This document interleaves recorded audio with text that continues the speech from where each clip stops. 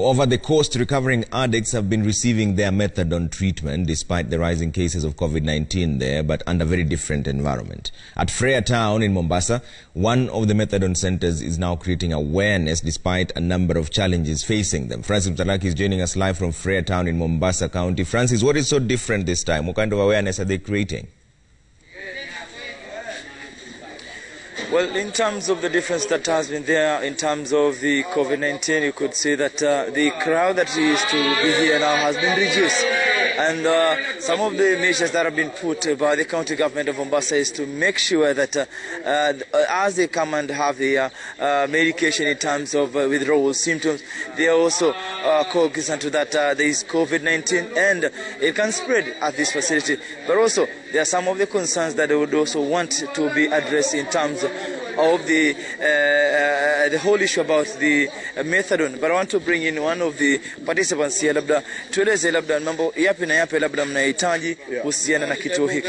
Okay, my name is Mofat Mutero, Chairman Mashinani Watch Organization. Today we are marking World AIDS Day, but we saw it was good we come here at this methadone center, and our urge is to push for the amendment bill of narcotics 2019, so that it can pass in Parliament. The law is good, or the bill is good. It talks about penalties and jail terms for people who are caught or are convicted of drug trafficking. But again, we are also telling the Parliamentary Select Committee on Health to make sure that bill also contains the issue of rehabilitation. When you look at the law of 1994, Section 4, from 51 to 58, it speaks of a rehabilitation fund. That fund has not been seen, and we think when that fund is included in the bill, it can assist these guys who have been using drugs for over 10 years. You cannot use 3 months to rehabilitate someone who has been on drugs for 15 years or 20 years. We need government to ensure in that bill there is what we call rehabilitation fund, and it is given what we call annual budgetary allocations so that we can have these centers here. Secondly, another thing is that Coast Region is the most affected area on drugs. Why do we have only 2 or 3 drug centers, rehabilitation centers? We want every county in Coast Region to have a rehabilitation center well equipped so that we help our youth.